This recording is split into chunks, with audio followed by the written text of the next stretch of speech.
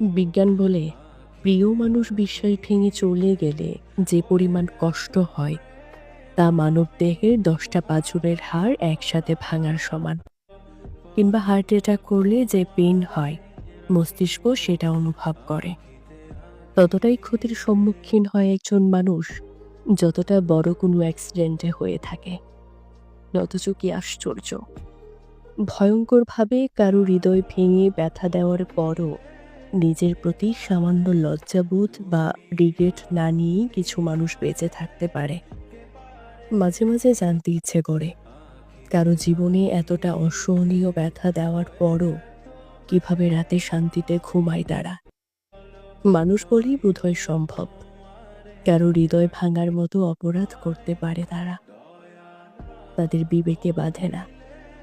আদালত কাউকে হৃদয় ভাঙার অপরাধের জন্য সাজা দিতে পারে না, কারণ লোকচক্ষুর অন্তরালে ঘটে যাওয়া সাক্ষী ছাড়া অপরাধগুলোকে আমরা অপরাধ বলে মনেই করি না। কিন্তু যে মানুষ নীরবে সবকিছু সয়ে যায়, একমাত্র সেই জানে প্রতিটা মিনিট, প্রতিটা সেকেন্ড কিভাবে ব্যথা লুকিয়ে বাঁচতে হয়। নিজের ভেতরে কতটা ট্রমা নিয়ে স্বাভাবিক জীবনযাপন করার অভিনয় করে যেতে হয়। কিছু মানুষ তো অবশ্যই আছে যারা কমার্শিয়াল, হৃদয়ের সম্পর্কটাকে তারা বিজনেস হিসেবেই নেয়। তবে সবচেয়ে বেশি কষ্ট পায় সেনসিটিভ মানুষগুলো। তারা না পারে সহ্য করতে, না পারে কাউকে কিছু বলে হালকা হতে। দিন শেষে কিছু মানুষ রিকভার করে হয়তোবা, তবে কেউ কেউ হয়তো চিরদিনের জন্য মানসিক রোগী হয়ে বেঁচে থাকে।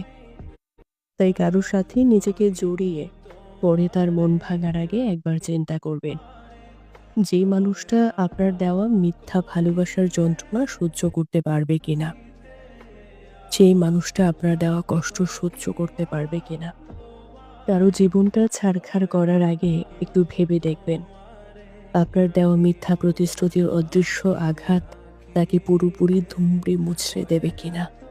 এই যে বললাম, বিজ্ঞান বলে প্রিয় মানুষ বিশ্বাস ভেঙে চলে গেলে যে পরিমাণ কষ্ট হয় তা মানবদেহের 10টা পাঁজরের হাড় একসাথে ভাঙার সমান। কিংবা হার্ট অ্যাটাক করলে যে পেইন হয় মস্তিষ্ক সেটা অনুভব করে। ততটাই ক্ষতির সম্মুখীন হয় একজন মানুষ যতটা বড় কোনো অ্যাক্সিডেন্টে হয়ে থাকে। অথচ আমাদের এই পৃথিবীতে অনেক মানুষের মন ভেঙে নিশ্চিন্তে নির্দ্বিধায় বাঁচে, খুব শান্তিতে থাকে। কিন্তু একটা না একটা সময় সে যেভাবে ঠকিয়েছে তারও ঠকতে হয়, ঠকতে হবে। এটাই স্বাভাবিক।